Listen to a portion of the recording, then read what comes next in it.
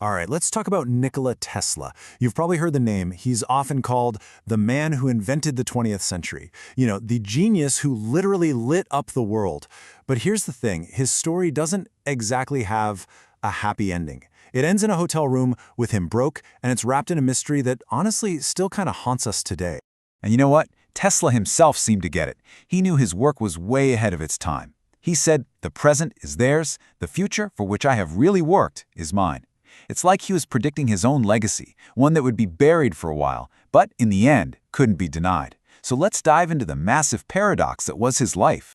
And this is where things get really wild. I mean, on one hand, this guy gave us alternating current, the stuff that powers pretty much everything you're using right now.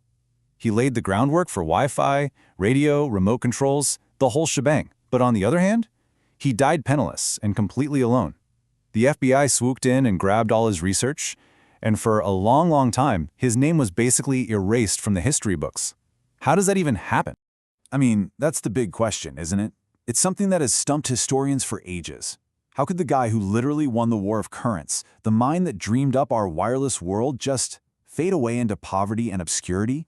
Well, the story we're going to unpack here suggests it wasn't an accident. It points to something much more deliberate.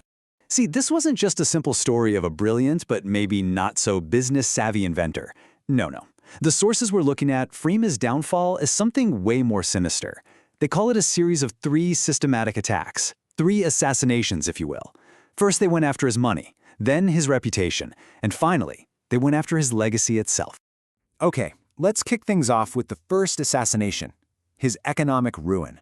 I'm talking about the complete and total demolition of his finances.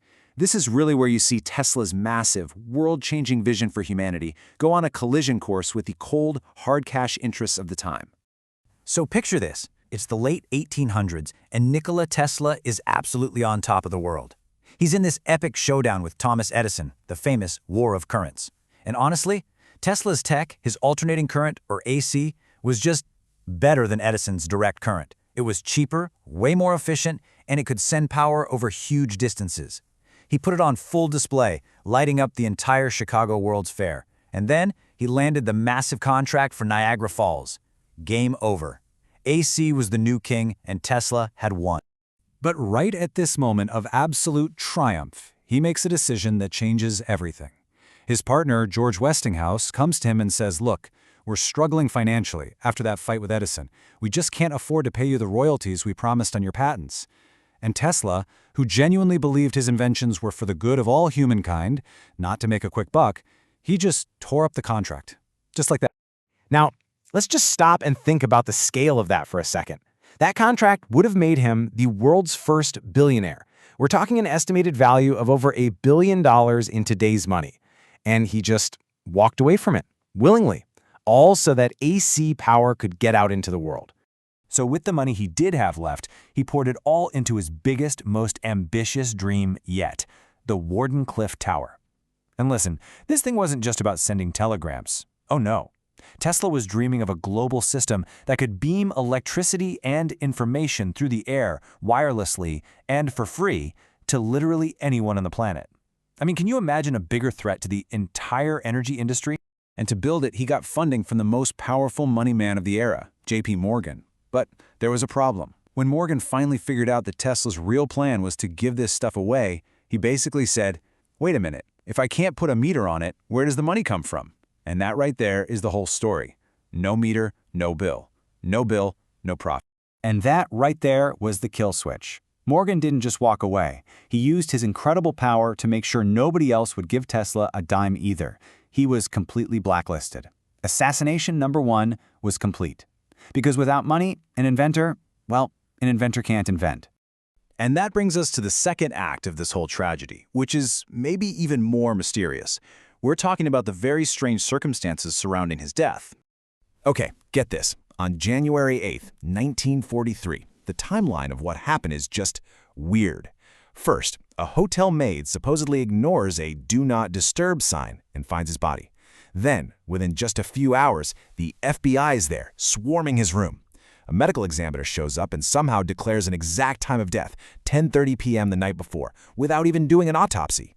And then, the real kicker. Federal agents seize everything. 80 trunks full of his notes, his patents, his entire life's research. Now, the agency that took all his stuff was called the Office of Alien Property Custodian. And their name pretty much says it all, right? Their whole job was to seize the property of non-citizens who were thought to be a threat to national security. There's just one tiny problem with that theory. Nikola Tesla had been a proud American citizen for 52 years. So, why on earth was the US government treating him like an enemy spy? What could they possibly have been so scared of?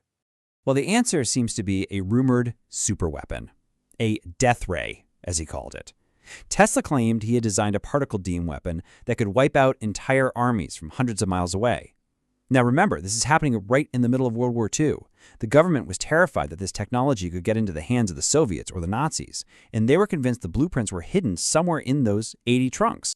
And that fear, that intense fear of what he might have created, brings us to the third and final assassination, the deliberate, systematic erasure of his entire legacy.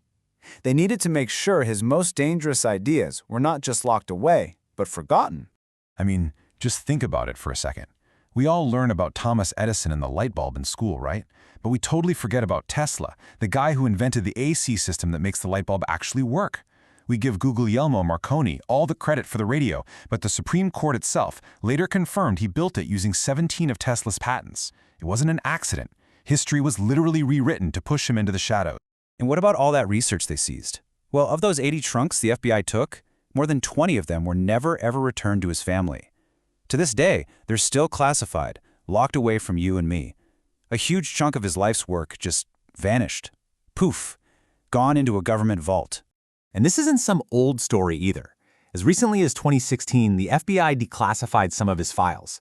But guess what? A ton of the pages were blacked out, or whole documents were just missing. The reason?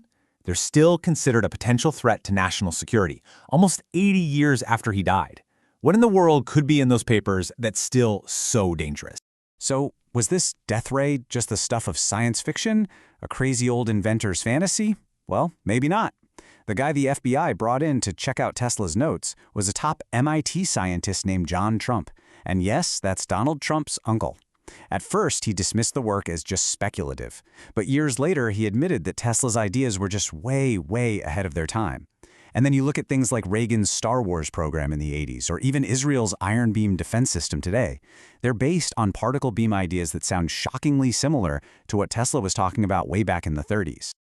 So when you put all these pieces together, the economic ruin, the mysterious death, the erased legacy, the story of Nikola Tesla becomes more than just a sad tale about one guy. It's a huge cautionary tale.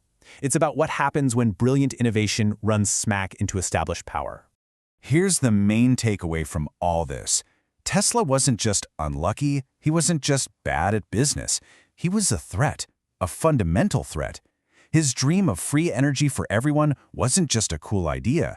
It was a direct challenge to the entire economic system. And when an idea is that dangerous, the system doesn't celebrate it, it crushes it. And that's what happened to him, financially, physically, and in the history books. And so that leaves us with one final, pretty unsettling thought. If a genius like Nikola Tesla, a man who literally shaped our modern world, could be so completely and thoroughly erased, it really makes you wonder, doesn't it? What other world-changing ideas, what other brilliant innovations might be locked away in a vault somewhere right now just because they don't quite fit the system?